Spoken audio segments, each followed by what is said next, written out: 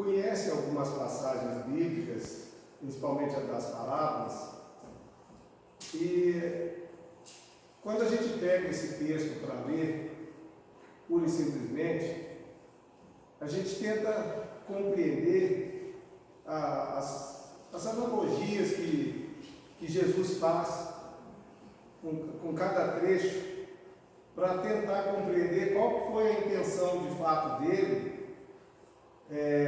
quando ele cita essas parábolas.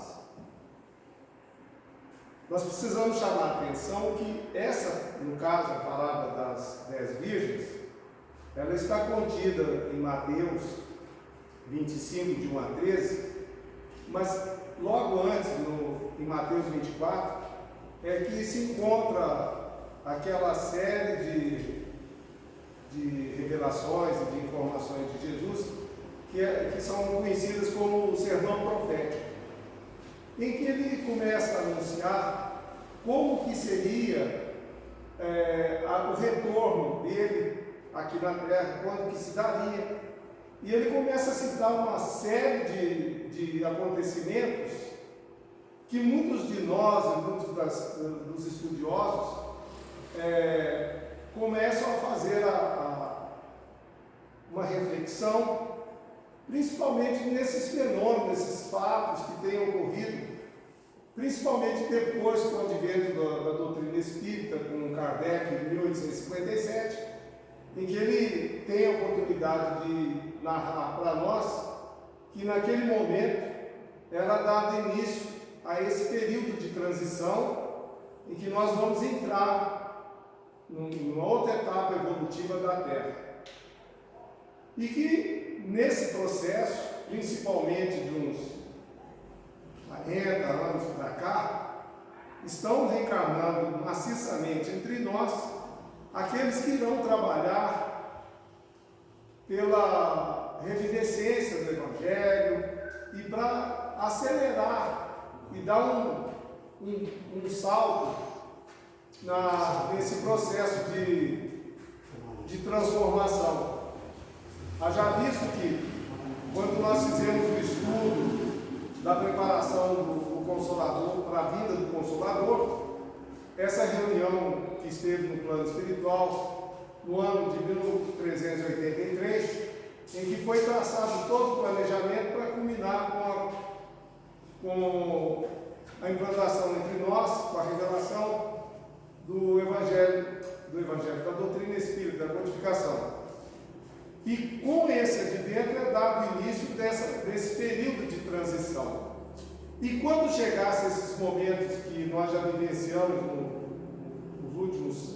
nas últimas décadas, já visto no início do século passado, a Primeira Grande Guerra, a Segunda Grande Guerra, essas revoluções todas que têm ocorrido, essas guerras em paralelo a essas duas grandes guerras, todo esse processo que a humanidade tem passado, está passando, principalmente com essa pandemia, os terremotos, os tsunamis, tudo isso de certa forma, nesse capítulo 24, Jesus chama a atenção que quando isso começasse a ocorrer com maior frequência, com maior intensidade, e principalmente fenômenos que abrangessem toda a humanidade, é que os tempos seriam chegados. É muito interessante quando a gente começa a ver dessa forma e analisando todo esse conteúdo, nós começamos, quando pega um trecho desse como a parábola das 10 virgens, a gente começa a fazer a analogia e compreender onde que ele queria chegar quando ele faz essas comparações, onde ele diz que o reino dos céus é comparado a essa situação. Como eu já havia dito, no capítulo 24, Mateus começa relatando que Jesus, ao sair do templo, foi para o Monte das Oliveiras e, estando sentado, os discípulos perguntam, porque quando ele começa a anunciar tudo isso, eles perguntam, logo que eles estão indo para o Getsemane, ele pergunta, diz-me quando isso será isso, qual é o sinal da tua vinda e do fim desta época? E ele começa, para explicar todo esse processo, ele começa a citar essa parábola das 10 virgens. Mas para que a gente consiga compreender o significado, por que ele faz essa analogia, nós precisamos ter uma noção de como que era tradicionalmente o casamento judaico. Como isso se dava ao falar da conquista do reino. Jesus faz uma analogia com esse ritual do casamento judaico da época, em que o pai do noivo escolhia o momento exato para iniciar a cerimônia, e pela tradição a noiva aguardava o noivo cercada por 10 virgens, carregando as suas candeias para iluminar o cortejo que se formava, culminando em uma festa de 7 dias. É muito interessante isso, porque essas uniões eram, primeiramente, os pais que acordavam ou faziam o acordo para que os filhos viessem a se casar.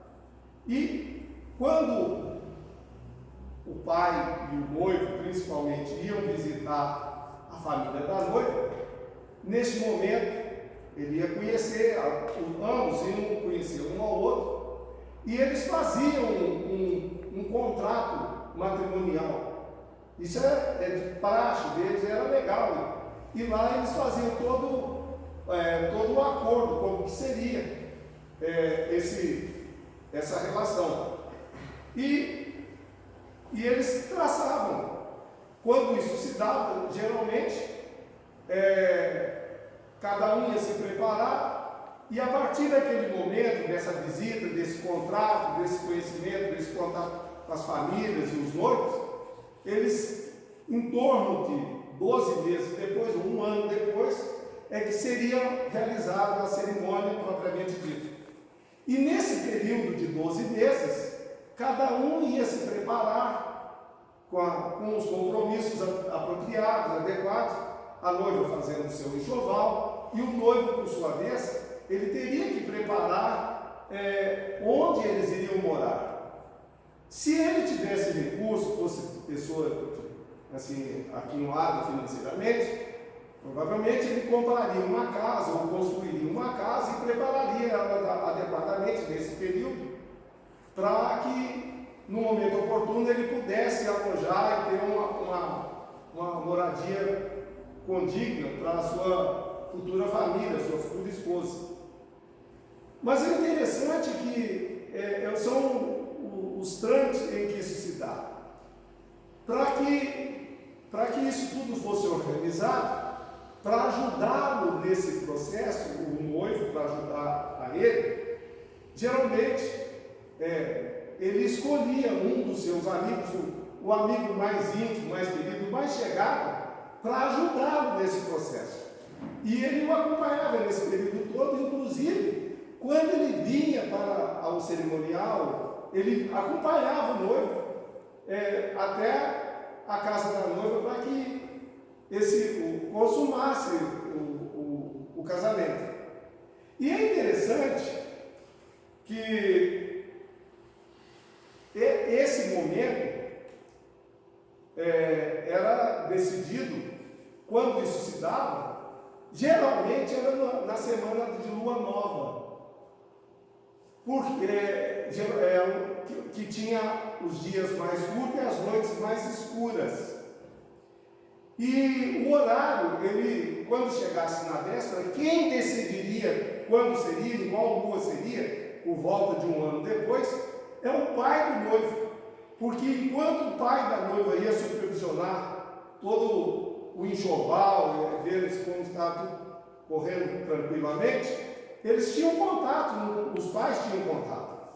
E quando o pai do noivo tinha convicção que o filho havia cumprido com todo o compromisso, arrumado a casa, arrumado tudo, ele que decidia quando que seria feito a visita para dar início ao cerimonial. Olha que curioso. E à medida que a gente for refletindo nessa palavra, vocês vão percebendo todo esse processo de comparação que Jesus faz. Então ele diz o seguinte: então o reino do céu será semelhante a 10 virgens que, tomando as suas lâmpadas, saíram ao encontro do noivo. 5 delas eram insensatas e 5 prudentes. Ora, as insensatas, tomando as lâmpadas, não levaram azeite consigo. As prudentes, porém, levaram azeite em suas vasilhas, juntamente com as lâmpadas. E tardando o noivo, cochilaram todas e dormiram. Mas à meia-noite ouviu-se um grito: eis o noivo, sai-lhe ao encontro. Então todas aquelas virgens se levantaram e prepararam as suas lâmpadas. E as insensatas disseram às prudentes: dai-nos do vosso azeite, porque as nossas lâmpadas estão se apagando. Mas as prudentes responderam: não, pois de certo não chegaria para nós e para vós. Ide antes aos que vendem e comprai-o para vós. E tendo elas ido comprá-lo, chegou o noivo, e as que estavam preparadas entraram com ele para as bodas, e fechou-se a porta. E depois chegaram também as outras virgens, dizendo: Senhor, abre-nos. E ele respondendo, disse: em verdade vos digo que vós não conheço, que não vos conheço. Vigiai, pois, porque não sabeis o dia nem a hora que o Filho do Homem há de vir.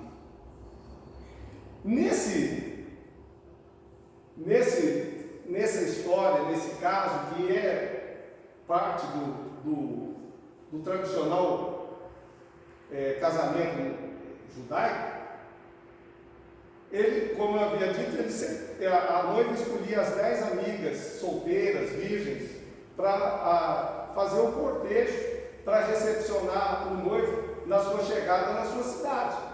E iam com ele, no horário que ele chegasse, caminhando todos juntos, o noivo, o amigo e as 10 virgens, para a casa da noiva, onde eles iriam encontrar e dar início ao cerimonial.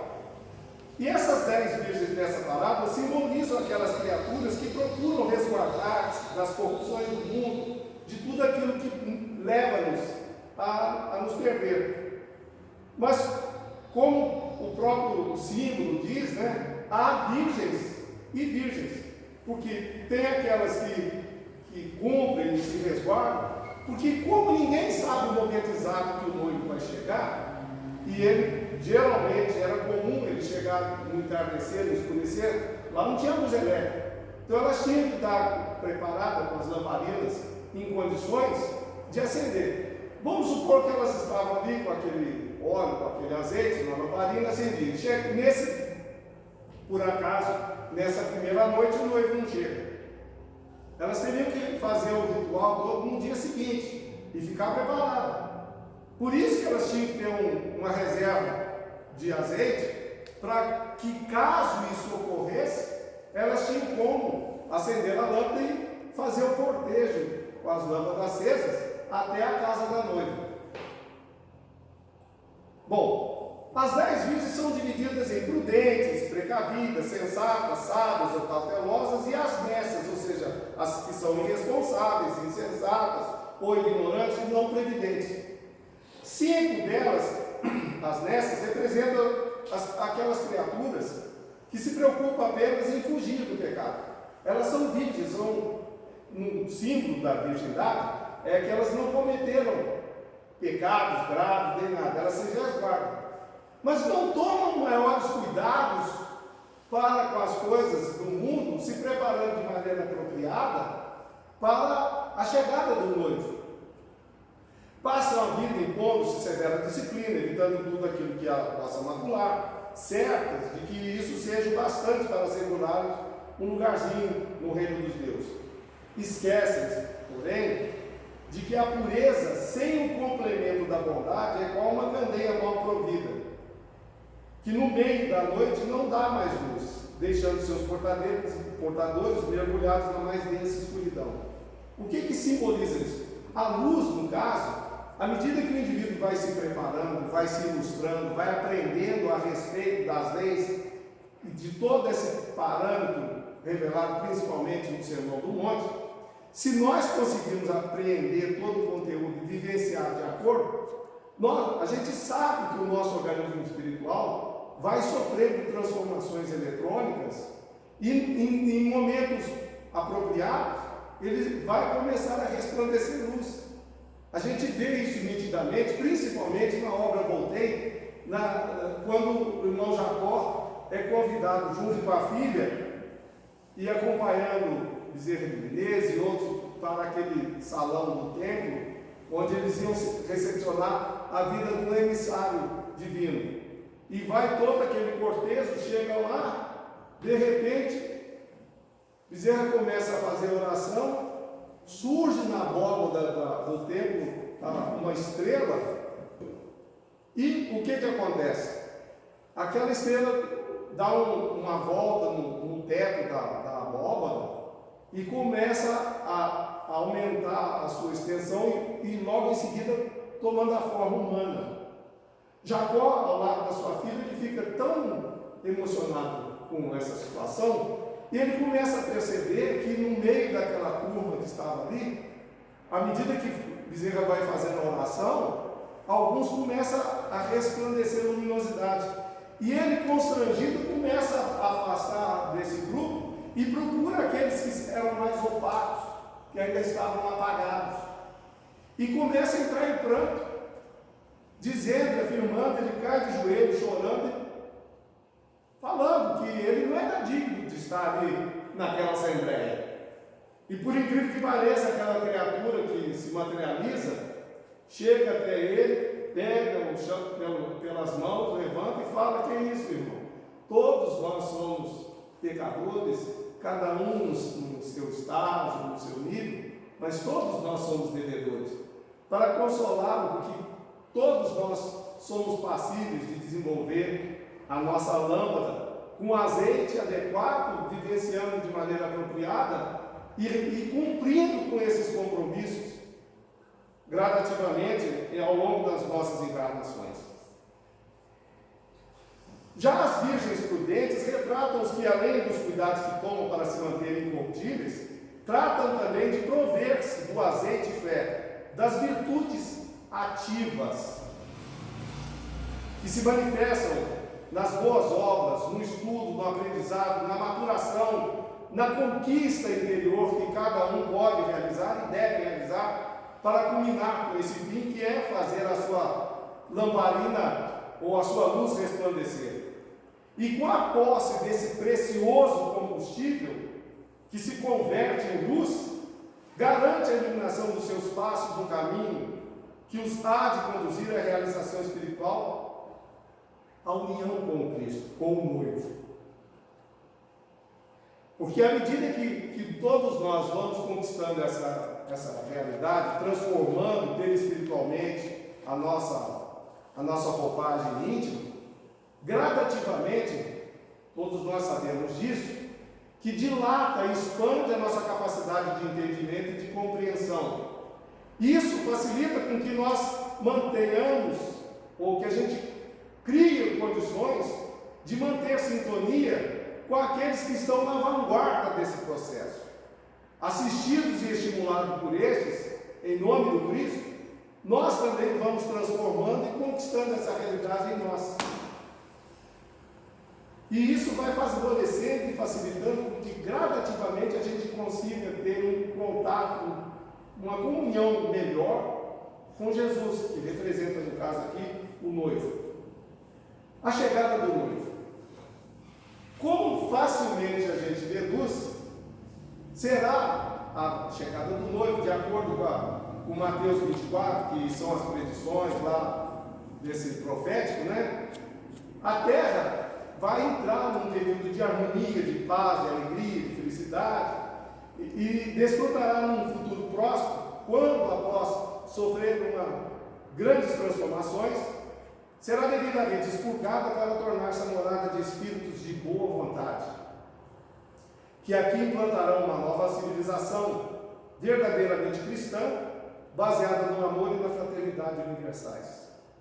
É interessante a gente analisar isso, uma nova civilização, porque a gente acha, pura e simplesmente, que vão encarnar aqui inúmeros espíritos que vão, e aqueles mais atrasados serão que não apresentarem condições de permanecerem aqui vão ser trasladados para as regiões mais apropriadas à sua condição profissional, como já ocorreu com os antigos capelinos, há em torno de 40 mil anos atrás, em que eles, não apresentando as condições necessárias para permanecer na sua comunidade, vieram para cá nos auxiliar no aceleramento da evolução nossa. A mesma coisa já está ocorrendo com uma série de criaturas que vão abandonando o orbe terreno. Mas aqueles que tiveram a condição mínima, e é interessante notar que, se vocês já tiveram a oportunidade de ler a respeito de uma série de criaturas que estão desencarnando pelo Covid, não são todos, pelo amor de Deus, não generaliza isso não. Mas entre essas, a gente sabe que as coisas não ocorrem à revelia da vontade de Deus. E que ninguém morre de véspera, como a gente costuma citar, usar essa, que a única criatura que morre de véspera é peru no Natal. Né? Não é assim. E se faleceu ou desencarnou, independente de qual a razão, é porque chegou o momento. Tá certo? Mas é curioso que a maioria das pessoas que estão passando por esse processo, elas não morrem propriamente, ou não desencarnam propriamente devido ao vírus, mas devido a uma série de comprometimentos que ela já tem pré-instalado no seu organismo, por vários fatores que a gente, em último instante, a gente sabe que foi devido à imprevidência do próprio indivíduo. Por exemplo, desenvolver diabetes. Nós sabemos que, não vou justificar ou condenar ninguém que tenha isso, mas a gente sabe o que leva o indivíduo ou a nascer ou a desenvolver esse tipo de enfermidade. Ou quando a gente é obeso, o que ocorre com as células e o organismo com relação à obesidade que compromete o indivíduo, em qualquer situação, desenvolver uma sepsemia. E assim uma série de outras enfermidades que o indivíduo desenvolve, contrai, e que, se porventura ele tiver a infelicidade de contrair o vírus simplesmente compromete o organismo e ele não sobrevive. Tá certo? Outra coisa que tem ocorrido, e eu tive a oportunidade de ouvir isso o Divaldo fala isso numa preleção dele, eu não me lembro quando, e aquele doutor lá da instituição Frei Luiz, como que ele se chama, Santos?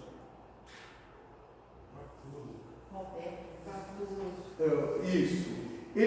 Os dois falaram em épocas distintas e que foi constatado que o cérebro de algumas crianças que já estão encarnadas entre nós, eles perceberam, fazendo analogia do posicionamento do osso da base do crânio, é que ele sofreu uma ligeira modificação na sua inclinação. E a médica e pesquisadora que constatou isso, ela percebeu devido a fazer estudo com o crânio dos antepassados nossos, 10, 15 mil anos atrás, veio fazendo uma analogia, e ela percebeu que a base do cérebro de algumas crianças hoje sofreu uma ligeira inclinação, e ela percebeu, por acaso, que isso favorecia o aumento da massa encefálica. Tá? Não sei se já tiveram a oportunidade de ouvir ou ver alguma coisa nesse sentido, mas eu achei muito interessante. E que esses indivíduos que estão reencarnando, eles têm uma configuração genética, eles vão despertar as funções de alguns genes nossos, que vai facilitar nós sermos, o organismo do ser humano, ser mais resistente a uma série de enfermidades e talvez não apresentar mais condições de desenvolvê-las. Trabalho iniciado para a implantação dessa nova civilização. Isso tudo eu estou chamando a atenção porque os tempos são chegados. Dai-nos do vosso azeite. A recusa das virgens prudentes em darem do seu azeite às virgens nécias, significa claramente que as virtudes, essas virtudes que a gente está se referindo, elas são intransferíveis. Por quê? Se cada um de nós começarmos a trabalhar de maneira apropriada e começar a transformar e a modificar a estrutura molecular do nosso perispírito, em que em determinado momento ou determinada situação, ele vai criar condições de resplandecer uma certa luminosidade, aumentando a intensidade e o brilho, na medida em que nós tenhamos condições de entrarmos em sintonia com as regiões mais felizes da criação. Ninguém, por mais amor que você tenha para quem quer que seja, você não tem como transferir esse trabalho de desenvolvimento e de elaboração para ninguém. Isso é uma coisa íntima, pessoal, intransferível. Como nós não temos condições de matar a fome nem a sede de ninguém, alimentando ou bebendo por aquele indivíduo. Não tem como isso. Tá certo? A princípio, quando a gente começa a ler essa palavra, que atitude egoísta, se tem um convívio, dá uma metade, dá um pouco para a outra, para não ficar no escuro. Mas não é esse o sentido da coisa. Jesus não queria exaltar esse lado do egoísmo, mas simplesmente fazer a analogia que a luz, o azeite, o combustível adequado, que cada um vai trabalhar com o seu, é intransferível. É preciso, portanto, vigiar. Ou seja, trabalhar com afinco, sem esmorecimento, pelo próprio aperfeiçoamento. O máximo que a gente consegue fazer, se a gente se imbuir e se conscientizar disso, é tentar chamar a atenção daqueles que convivem conosco. Preste atenção nisso. Se você começar a fazer isso, você vai conquistar também. Você vai realizar isso. Eu não sei a quantas anda o meu processo. Pode ser que aquele que está me ouvindo esteja numa situação muito mais desenvolvida e muito melhor do que a minha. Mas o fato é que nem ele nem eu não conseguimos transferir para quem quer que seja. Para que mereçamos participar dessa nova fase evolutiva do órgão terreno, todos nós teremos que ingressar nessa condição. Aqueles que não ingressaram, por alguma razão desencarnando, vão ser convidados a habitar regiões do universo, tal qual os capelinos, no momento oportuno para desenvolver ou dar início nesse processo. Como nós havíamos dito que há virgens e virgens, em qual dessas categorias, das duas que são pelo menos apresentadas aqui, cada um de nós se encontra?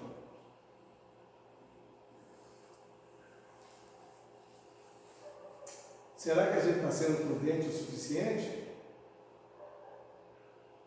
Ou somos negligentes? Se descuidarmos desse dever e desse compromisso, que o único beneficiado seremos cada um de nós, deixando para a última hora as diligências dessa ordem, ou imaginando que alguém poderá suprir as nossas deficiências espirituais, sem qualquer esforço da nossa parte, sucederá que, num momento crítico, ver-nos-emos desprovidos do azeite, de que fala a palavra. E quando formos procurar com os mercadores, as instituições religiosas, os líderes religiosos, os pastores, os sacerdotes e outros, pode ser que o ciclo tenha se fechado e seja tarde demais e nós vamos ser surpreendidos estando fora dessa nova jornada, dessa nova etapa. O que equivale a dizer relegados a planos inferiores, onde, segundo as próprias palavras de Jesus, haverá choro e ranger de dentes. Ou seja, nós vamos padecer para voltar a esse ponto de partida que nós nos encontramos hoje. A parábola das 10 virgens faz menção do sermão profético, como eu havia dito, de Mateus, capítulo 24, nos tempos de passagem do mundo, de provas e expiações, para um mundo regenerado, trazendo ensinamento às nossas vidas, que devemos nos esforçar para manter a iluminação interior ou realizar o trabalho necessário para que tal se ocorra, cuja recompensa será a conquista do reino de Deus, ou seja, permanecermos em condições de ser assistidos. Nós sabemos que essa nova etapa da evolução será o desenvolvimento da intuição, desses dons mediúnicos, em que será mais fácil e mais tranquilo o intercâmbio com os espíritos mais elevados. E isso o indivíduo tem que estar desenvolvido de maneira apropriada para que ele se sensibilize o seu organismo para que isso se dê com maior facilidade. Uma vez eu perguntei para um amigo espiritual por que a gente não consegue, ou a maioria de nós não consegue perceber ou ter uma interação mais consciente e intensa com o mundo espiritual. Ele simplesmente me falou que é pura e simplesmente porque a nossa estrutura psicológica, o nosso cérebro e a nossa mente não suportariam. Porque quando a gente, por exemplo, a gente estava até comentando ontem a respeito do filme que retrata a experiência de vida do Divaldo, que de todos os filmes que já passaram nos últimos tempos, sem dúvida alguma, na minha opinião, foi o melhor deles, muito bem retratado, de uma maneira fantástica. E lá a gente vê o quanto que ele se martirizou, ou que se martiriza ainda, o sofrimento dele, por ter de maneira aguçada, desenvolvida, essa sensibilidade. E a gente sabe que o Chico também padecia muito por causa dessa situação. Mas provavelmente, se a humanidade como um todo avançar e nós começarmos a desenvolver, não haverá tanta tribulação energética, espiritual, tanta violência, para que aqueles que estão começarem a aflorar essa sensibilidade padeçam tanto quanto principalmente esses dois que eu havia citado, como a gente sabe que eles padecem, é certo? Fazendo a iluminação interior no trabalho edificante na prática do bem, cuja recompensa será a conquista desse reino de Deus, ou reino de harmonia, de felicidade, de saúde, de equilíbrio, e tendo acesso à festa da união dos seres humanos com o Criador, ou com os seus representantes imediatos. Aqueles que não se prepararem para esses tempos, perderão o início das bodas, e quando se fecharem as portas de um momento para outro, pois, o que ocorre? Quando que o noivo virá? Ninguém sabe. E é interessante que Jesus chama a atenção desse fato, que eles perguntam, mas quando isso vai se dar? Ele diz, ninguém sabe, nem o noivo, nem os seus amigos, nem as virgens, nem a noiva, nem a família da noiva, só o Pai. E é interessante quando ele fala que só o Pai, a gente fala, só Deus que tem conhecimento. Não, mas ele faz analogia com o cerimonial. E aí o que significa isso? Que o único indivíduo que faz o acordo, primeiro, são os pais. Mas quem vai dizer se está tudo pronto, já pode começar os festejos, é o pai do noivo. Porque quem supervisiona e fiscaliza se o filho conseguiu concluir, fez, no caso, não vamos dizer que ele construiu a casa, mas ele tem que preparar um anexo na casa do pai, um quarto todo adequado, mobiliado, tudo direitinho, está digno para receber a noiva. Quando o pai do noivo, consciente, ele chega, fiscaliza e vê, está tudo de acordo, está tudo certinho, e quem tem que tomar a iniciativa disso é o filho que faz isso, de acordo com todo o contrato nupcial que ele fez, no início, quando eles foram conhecer os familiares. E outra coisa curiosa é que, de acordo com o status, o valor da noiva e da família da noiva, o que acontece? É estipulado um dote.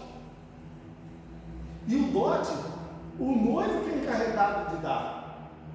E se ele achar que a noiva é uma criatura de valor nobre, ele estipula o quanto que ele tem coragem, condições de doar para ela, a sua família, em função desse valor que ele dá por aquela mulher que será a sua esposa. E é interessante que nas Escrituras, eu não lembro direito, eu sei que nos Gênesis, se eu não me engano, quando Isaac foi se casar, quem fez o trato foi o pai Abraão. E tem uma outra, e estipula o dote e tudo mais, ele pode dar animais, pode dar terras, joias.